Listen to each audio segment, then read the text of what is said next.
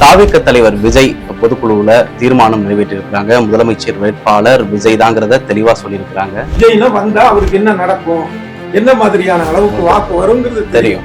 அப்படிங்கிறப்ப இவருக்கு யாரும் அள்ளி தர மாட்டாங்க. பாருங்க, இன்னைக்கு ஒருத்தர் முன்னாள் சட்டமன்ற போய் சந்திக்கிறார். ஒற்றை நம்பர் தான் அவர், எங்க வயதை சேர்ந்தவர். அவருக்கு ஓட்டே கிடையாது. அவர் கூட்டணி கட்சிக்கிறார். அப்போ இவ்வளவு பலவீனமா திமுக இருக்கு. பிஜேபிக்கான ஒரு பி டீமா இருப்பாரு. வணக்கம், பிஎன்சியின் மக்கள் பார்வை நிகழ்ச்சிக்கு உங்களை வரவேற்பதில் மகிழ்ச்சி. நான் கண்ணதாசன். இன்று நம்முடன் இந்த விவாதத்தில் அதிமுக ஆதரவாளர் பொங்கலூர் மணிகண்டன் இணைந்திருக்கிறார். அவர்களை வரவேற்கலாம். பத்திரிகையாளர் திரு சோமு அவர்கள் இணைந்திருக்கிறார். வணக்கம் சார். இன்றைய தினம் நாம் இன்றைய அரசியல் சூழல் யாருக்கு சாதகமாக இருக்கிறது, திமுக கூட்டணிக்கா அதிமுக கூட்டணிக்கா என்ற தலைப்பின் கீழ் தான் விவாதத்தை நகர்த்த இருக்கிறோம். முதலில் பொங்கலூர் மணிகண்டன் சார் கிட்ட இருந்து ஆரம்பிக்கிறேன். சார், தாவிக தலைவர் விஜய் பொதுக்குழுவுல தீர்மானம் நிறைவேற்றியிருக்கிறாங்க. முதலமைச்சர் வேட்பாளர் விஜய் தாங்கிறத தெளிவா சொல்லியிருக்கிறாங்க. இந்த தீர்மானம் அரசியல் கூட்டணியில என்ன மாதிரி தாக்கத்தை ஏற்படுத்தும் நினைக்கிறீங்க? இல்லை, எந்த ஒரு அரசியல் கட்சியுமே நீங்கள் தொடங்குறதும் சரிங்க, அல்லது அவங்க கட்சி கூட்டங்களும் சரி, நாங்கள் தான் முதலமைச்சர், நாங்கள் தான் ஆட்சி அமைப்பேன்னு சொல்றது வாடிக்கை. அது சரியும் கூட. ஏன்னா நாங்கள் ஆட்சி அமைக்க மாட்டோம், ஒரு 10 சீட் கொடுத்தா வாங்கிட்டு போவோம், அல்லது இவர் தான் சிஎம் ஆகணும்னு வேறு நம்பர் காட்டினீங்கன்னா அந்த கட்சிக்காரர் நம்ப மாட்டாங்க. அதனால் அது அவங்க எடுத்த முடியும் சரியாக முடியுதா, தவறு சொல்ல முடியாது. அடுத்து பார்த்தீங்கன்னா, இப்போ திமுக தமிழ்நாட்டில் 2021 ஆட்சிக்கு வருவதற்கு முன்பாக அவர்கள் அளித்த வாக்குறுதி 505, அதுபோல் நிறையா பொதுக்கூட்டங்களில் ஸ்டாலின் பேசுனது நிறைய உண்டு. அப்போ அதிமுக அந்த 21 வரை ஆட்சி இருந்தது. அப்போது திமுக என்ன பெரும் நம்பிக்கைன்னா, 21 ஆட்சி வந்தால் மிகச்சிறப்பான ஆட்சி கொடுப்பாங்க, நாம் எதிர்பார்க்க முடியாத திட்டங்கள் எல்லாம் செயல்படுத்துவாங்க நம்பினாங்க. அதன் விளைவாக மக்கள் ஆதரவு அளித்து ஆட்சிக்கு வந்தாங்க. ஆனால் வந்த பிறகு அவர்கள் என்னென்ன சொன்னாங்களோ எதையுமே நிறைவேற்றவே இல்லை. 505 நீங்கள் எடுத்து பாருங்க, படித்து விளக்கு கூட நான் பதில் தர்றேன். 60 வாக்குறுதிகள் தவிர மீது நிறைவேற்றவே இல்லை. அப்போது மக்களை முழுக்க முழுக்க திராவிட முன்னேற்ற கழகம் திரு ஸ்டாலின் அரசு ஏமாற்றி இருக்கிறது. ஆமாம், அது சொன்னது காரணமே அதுதான். ஏன்னா இது வெளிப்படையாக இருக்குங்க, கையில் ஆவணமாக இருக்குது. ஆவணத்தை வைத்துக்கொண்டு திமுக 95, 90, 100 என்றெல்லாம் பொய் சொல்கிறாங்க. அப்போது அனைத்து இந்திய அண்ணா திராவிட முன்னேற்ற கழகம் கொரோனா காலத்தில் கூட மிகச்சிறப்பான ஆட்சி தந்தது. அப்போது 5 ஆண்டு அதிருப்தியோடு ஆளுங்கட்சியாக வந்த பிறகும் எந்த வாக்கும் நிறைவேற்ற சூழ்நிலையில் நிச்சயமாக 26 அதிமுக தான் சாதகமாக வாய்ப்பு பிரகாசம் இருக்கும். சரிங்க சார், ஓகே. இப்போ இதை தொடர்ந்து சார் நம்ம பல்வேறு குற்றச்சாட்டுகளை முன்வைக்கிறாங்க சார். முதல் முறையா 4 முனை போட்டி நிலவுமா அப்படிங்கிற ஒரு கேள்வி எழுந்திருக்கு சார். ஸோ இதுல நம்ம அதிமுக தரப்புல அன்புமணி என்ன சொல்றாரு, இன்னும் சில வாரங்கள்ல ஒரு பிரகாசமான கூட்டணிக்கான ஒரு அறிவிப்பு வெளிவரும் அப்படின்னு சொல்றாரு. ஆனா அவங்களோட கட்சிக்குள்ளேயே பல முரண்கள் நிலவுது. ஸோ அதிமுக கூட பாமக கூட்டணி அமைக்கிறதுக்கான வாய்ப்புகள் ஏதாவது இருக்குதா சார்? அது சார்பான பேச்சுவார்த்தை ஏதாவது போயிட்டு இருக்கு? இல்லைங்க, அதாவது திராவிட முன்னேற்ற கழக தலைமையில் ஒரு வலிமையான அணின்னு சொல்லி பேசிட்டு வர்றாங்க. ஆனால் இது கடந்த காலத்தை ஒப்பிட்டு 2016 இதே மாதிரி திராவிட முன்னேற்ற கழகம் ஒரு 10-15 கட்சிகளை இணைத்து கொண்டு கூட்டாக தேர்தல் சந்திச்சது. அந்த காலகட்டத்தில் அதிமுகவுக்கு யாருமே கூட்டணி இல்லை. அந்த சூழ்நிலையும் கூட அதிமுக மிகப்பெரிய வெற்றியை பெற்று ஆட்சி அமைத்தது. இப்போது 2026 பொறுத்தவரையில் அதிமுக நிச்சயமாக அணி அமைக்கும். ஏன்னா எதிரி பலமாக இருக்காங்க, அதாவது பல பேரோடு இருக்காங்க, அவ்வளோதான். பலமாக இருந்தாலும் வெல்லும் சொல்லுவோம் தான். அதிமுக நிச்சயமாக தன்னுடைய வலிமையை உணர்ந்து கொண்டு, எதிரின் வலிமையை உணர்ந்து கொண்டு நிச்சயமாக செயல்படும். நீங்கள் குறிப்பிட்ட பாமக உட்பட எல்லா கட்சிகளுமே நிச்சயமாக 26 திமுக வீழ்த்துவோம் என்கிற ஒற்றை நிலைப்பாட்டில் இருக்கிற போது, அந்த திமுக வீழ்த்துவதற்கு தமிழ்நாட்டில் தகுதியான பொருத்தமான கட்சி அதிமுக தான். அதிமுக இல்லாமல் யாராலும் திமுக வெல்ல முடியாது என்பதுதான் நீண்டறிய வரலாறு. எனவே 26 எல்லா கட்சிகளுமே, திமுக வேண்டாம் என்று நினைக்கிற எல்லா கட்சிகளுமே அதிமுகவை நோக்கி வரும். 26 மிக எளிதாக திமுக வெல்லும். சரி, இப்போ தாவேகா இந்த கரூர் சம்பவத்துல தனிச்சு விடப்பட்டப்போ எதிர்கட்சி தலைவர் குரல் கொடுத்திருந்தாரு. அவங்களுக்காக இந்த பிரச்சனைக்கு திமுக அரசு பொறுப்பேற்கணும், அவங்க தான் முறையான ஏற்பாடுகளை எல்லாம் செஞ்சிருக்கணும் அப்படின்னு தாவேகாவுக்கு ஆதரவான பல குரல்களை எழுப்பியிருந்தாங்க.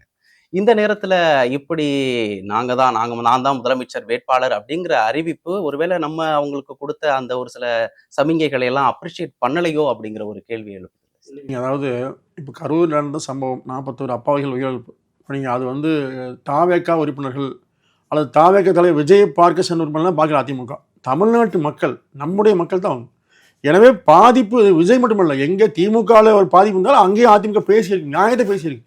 இப்போது அங்கே விஜய் சென்ற பிறகு நடந்த அந்த நிகழ்ச்சியில் 41 அப்பாவிகள் இறந்ததுக்கு யார் காரணம்? காவல்துறை குறிப்பிட்ட அந்த வேலை வேலுசாமிபுரம் என்கிற அந்த இடத்தை கொடுத்த பிறகு அது வந்து தகுதியில்லா இடம் என்று ஏற்கனவே காவல்துறை கடிதமே அதிமுக வழங்கிக்கிறது.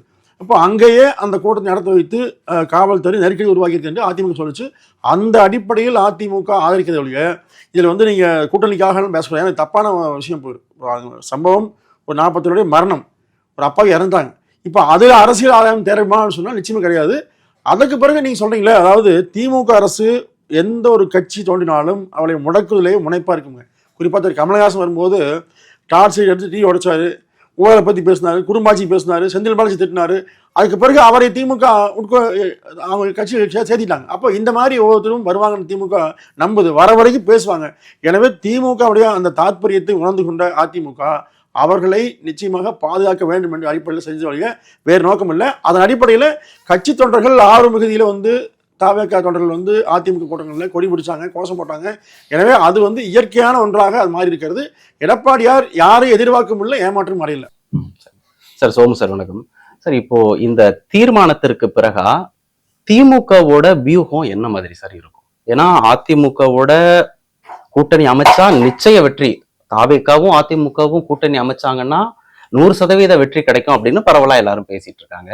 இந்த நேரத்துல கூட்டணிக்கான வாய்ப்புங்கிறது கிடையாதுன்ற மாதிரி தான் இந்த தீர்மானம் நமக்கு வெளிப்படுத்துது. திமுக இனிமேல் எப்படி காய்களை நகர்த்துவாங்க? அதை பத்தி பேசணும். அதுக்கு முன்னாடி தவேக சம்பந்தமா நம்ம பேசணும். இது எப்படின்னா, இப்போ பேசுறப்போ பொங்கலூர் மணிகண்டன் அவர்கள் கூட சொன்னாங்க, வந்து எல்லா கட்சியுமே வந்து தன்னுடைய கட்சி தலைவரை தான் வந்து முதலமைச்சர் வேட்பாளர்னு அறிவிப்பாங்க அப்படின்னு.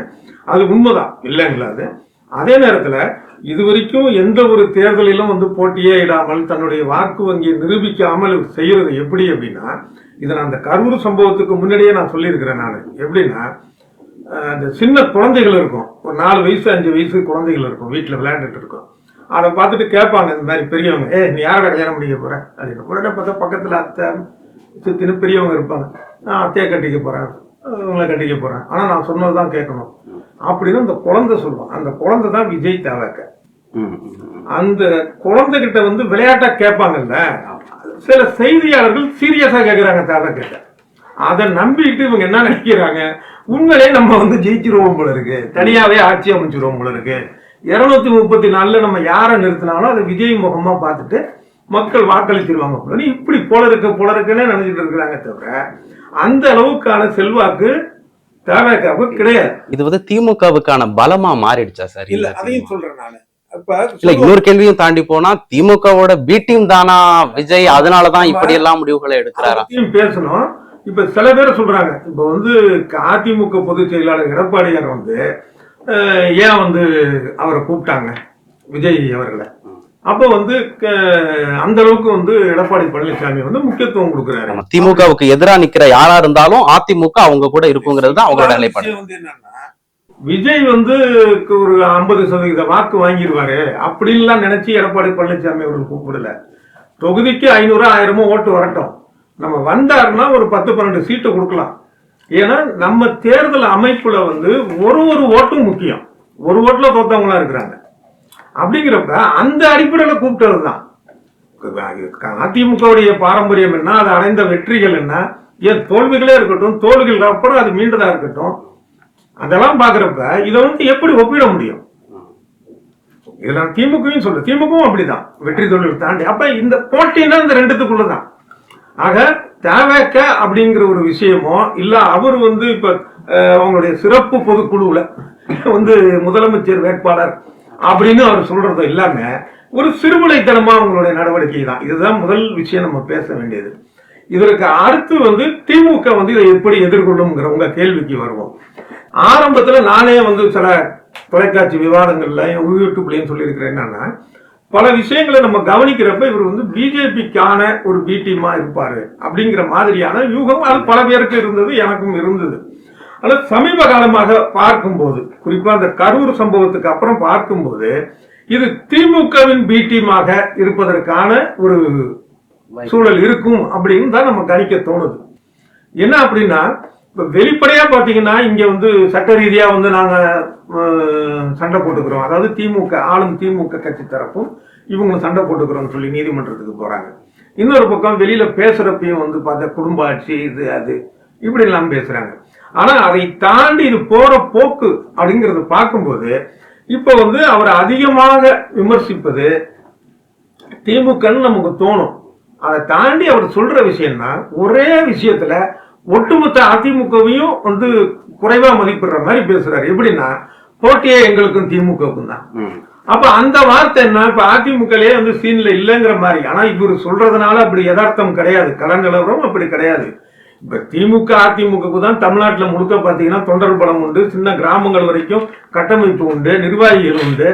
அந்த மாதிரியான ஒரு விஷயத்த இவர் மறுபடி சொல்வதன் மூலம் திமுகவுக்கு ஆதரவான ஒரு விஷயத்தை இவர் முன்னெடுக்கிற மாதிரி தான் தோணுதே தவிர இதனால வந்து ஒரு பெரிய மாற்றங்களோ இது மாதிரிலாம் நிச்சயமாக வராது. களத்துல வந்து வர 2026 அடுத்த ஆண்டிலும் போட்டி அப்படின்னு பாத்தீங்கன்னா திமுக அதிமுக இடையே தான் போட்டியே தவிர தேவைக்க அப்படிங்கிறது வந்து ஒரு மிகப்பெரிய காமெடி அப்படிங்கறத வந்து வர தேர்தல் முடிவு சொல்லும். இன்றைக்கு நான் சொல்வதை நீங்க குறித்து வைத்துக் கொள்ளுங்க.